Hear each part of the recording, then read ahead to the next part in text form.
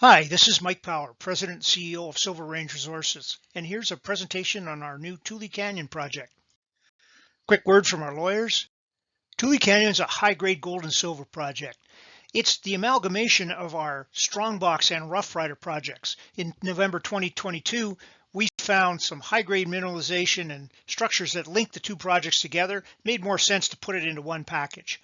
And we've got some cool drill targets. Tule Canyon is located in Esmeralda County, southwest Nevada. It's about 56 kilometers southwest of Goldfield and 82 northwest of Beatty. It's readily accessible by 4x4 throughout most of the property off county roads, one of which runs right through the property. The property currently consists of 58 claims. They're staked on BLM land with no surface impairments. Mexican placer miners worked Tule Canyon in the 1850s, and they were followed by Chinese placer miners in the 1870s and 1880s. Placer exploration and mining has occurred sporadically along the length of Tule Canyon since then.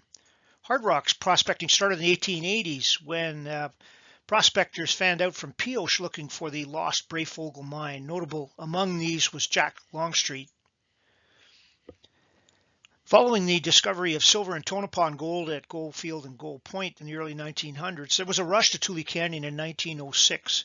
During the latter stages of this rush, Henry Stimler, one of the finders of Goldfield, consolidated the district in lower Tule Canyon. He sank a number of deep shafts, drove some adits, built a 3-stamp mill at Roosevelt Springs, and mined on a small scale. Since then, there have been sporadic hard rock and placer operations in lower Tule Canyon. The old Tom Jagger's Dark Secret mine was reactivated as an open pit in the 1980s. On the other side of Tule Canyon, there's an underground operation we call the East Side Mine. And there's been mining at China Doll in the Ingalls vein. At the latter, there was a heap leach pad constructed and operated for a while. We know of only limited modern exploration in the Tule Canyon area. Gentleman I know worked for Anaconda there looking for porphyries and molybdenum. And there's been reports of drill holes north of the property. But all in all, this is a bit of a backwater, and there hasn't been a lot of hard rock exploration activity in this area. These are exploration workings we've mapped to date on the property. And you can see the areas where the principal showings. There's the Ingalls vein up here, China Doll, which may extend a little further down, and over here the Dark Secret and East Side mines, and then the eastern showings. Also, you can see just here, this is the silver heap leach pad, and there was a 3-stamp mill located here in near Roosevelt Wells in Tule Canyon. And the lower end of Tule Canyon, work concentrated near Tom Jagger's Dark Secret mine. He found this in the early 1890s and worked it through, perhaps about 1908, I believe. That's shown on the left here. This is a more modern operation. There are a number of adits into this hillside, and he ran an arrastra here.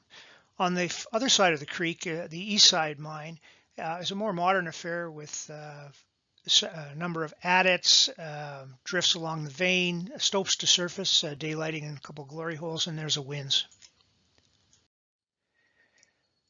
West of Roosevelt Wells is the Ingalls vein, and this was an area that Harry Stimler focused on in the 1920s, and he built this 3-stamp mill.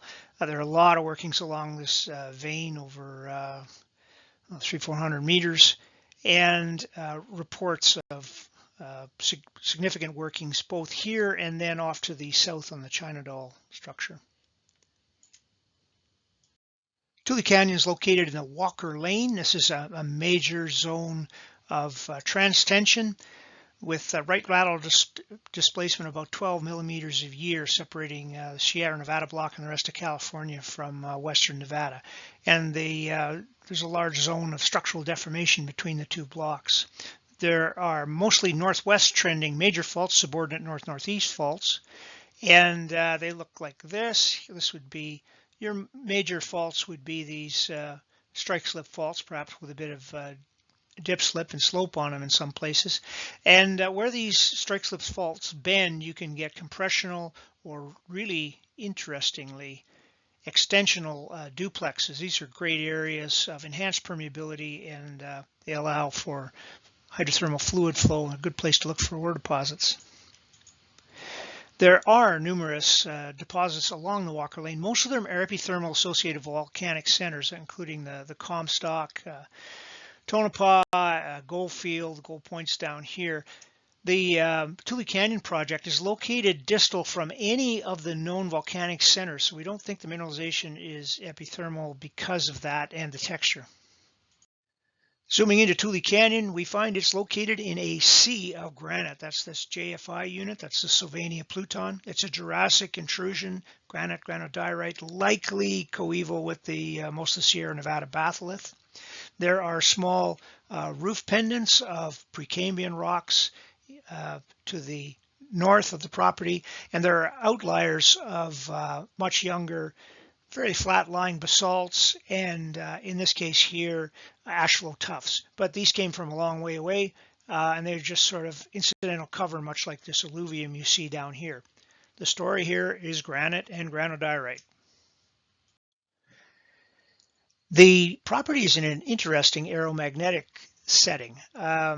There's a strong magnetic high within the Sylvania Pluton right here, and the property occurs along the boundary of it. And the interesting feature I find is that there's a strong inflection in this boundary right here that could reflect some structural heterogeneity here, perhaps a bend on intrusion. Whatever it is, it seems to have some bearing, or it may have some bearing, on the mineralization we find at Tule Canyon.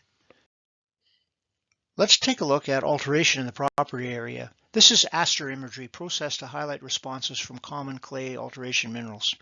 At a large scale, alteration reflects the different phases of the Sylvania Pluton, and off to the southeast you can see some capping basalts. Superficial features are also present, notably Tule Canyon. Now if you zoom in, you'll note that there are a few weak linear features in the property area, and these are coincident in some cases with structures that host mineralization on the property. The alteration associated with the mineralization is not strong, and it reflects the likely orogenic or intrusion-related nature of the mineralization we're finding at Tule Canyon.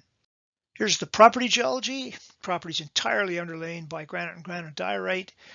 The structural data here is a little sparse because it's for the most part limited to areas with good outcrop, and much of the area is overburden covered. There's an area of alteration, montmorillonite and illonite, down here near the Dark Secret mine. The strongest and most persistent structures are outlined in green, and these host the mineralization that you find on the property.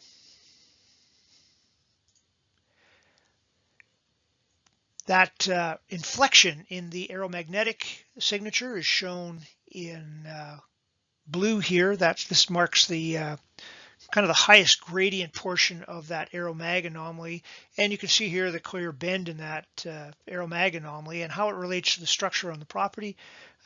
East of the inflection, structures are primarily north-northeast, and then they swing around as we move up along it. So perhaps that inflection in the aeromag data reflects some deeper basement control on near surface structures. Turning to the mineralization, we find that at Tule Canyon, gold and silver is hosted in quartz veins. In the eastern portion of the property, they look a lot like this. It's coarse-grained quartz, hosts flecks of pyrite, chalcopyrite, and galena, but that's quite rare. Most of the material is oxidized to limonite or goethite. Hematite is a particularly good indicator of gold grade. In the northeast or western portion of the property, in addition, you find this yellow mineral here, which we believe is one of pyromorphite, mimetite, or freedite. You hit this with an iton gun, and you get very high analyses in silver, copper, arsenic, and lead. The quartz veins are perhaps 1.5 meters or so wide at best, often thinner. They're steeply dipping, and they're ribbon textured. Their quartz veins are often enclosed in larger clay shears, often pinkish, whitish clay. Some of that runs as well as the quartz. At the Ingalls mine in the back here, we sampled kilos of silver from basically clay gouge. We believe the mineralization might be mesothermal. That's based on the coarse quartz texture, the very simple sulfide mineralogy, the lack of any high-level epithermal textures, and the fact that the property is distal from any known volcanic centers. Well, let's get down to brass tacks. Here's a plot of silver in rock samples. Most of these are grabs, some chips, and a lot of them collected from dumps. There's some screaming high-grade silver off on the west side of the property here associated with the Ingalls vein and the China doll structure. And you can see that it kind of dies out in tenor off to the east. Gold results show that gold kind of picks up off to the east, largely concentrated in the area here of the Dark Secret and East Side mines. At the Dark Secret mine, we see evidence of wider spread but lower grade gold.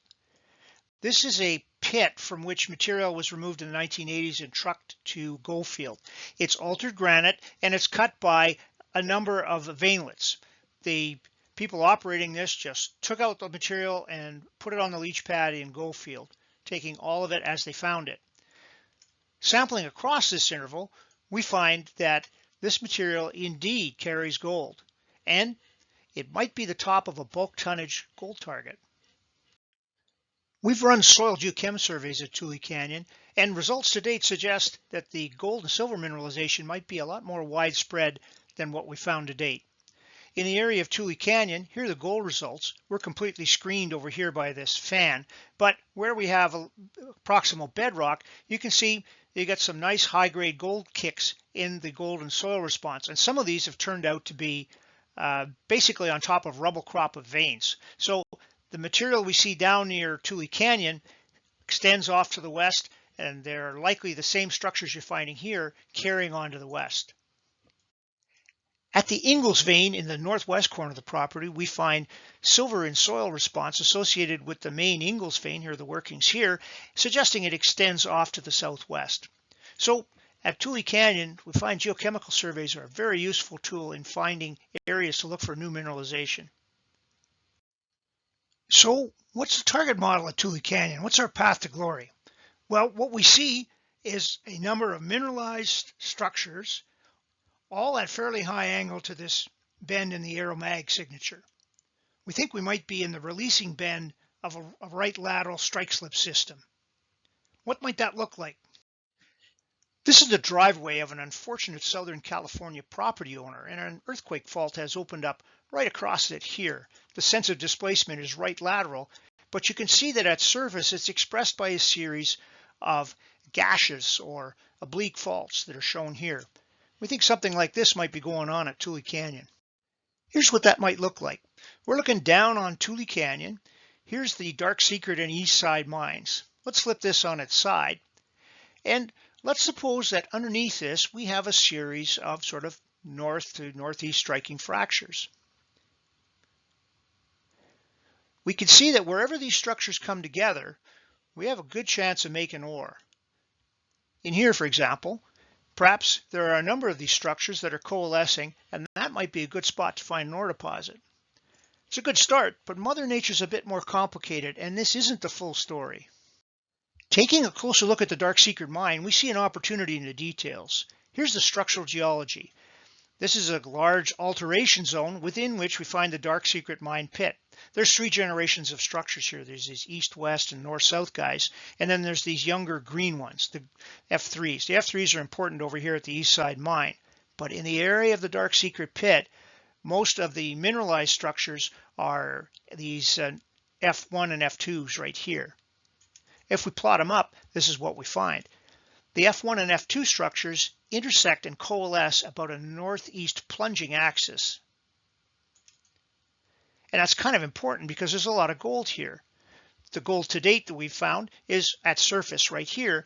But if these all coalesce together and plunge off to the northeast, we might have a very interesting and much larger target down plunge underneath Tule Canyon. So the old timers made a good start. They sunk shafts, drove adits on the veins in the area where the Dark Secret mine is exposed. They did some mining here, but the real opportunity might lie off in this direction at depth underneath Tule Canyon. At Tule Canyon, we got widespread gold and silver, over about 4 kilometers of strike. We've seen past production here, originally placer in the creek and later hard rock mining along the veins. The gold and silver is associated with structures. We'll map them and we start to see how they fit together. And we're defining drill targets. We're looking for a partner, and we're going to continue work here, so stay tuned.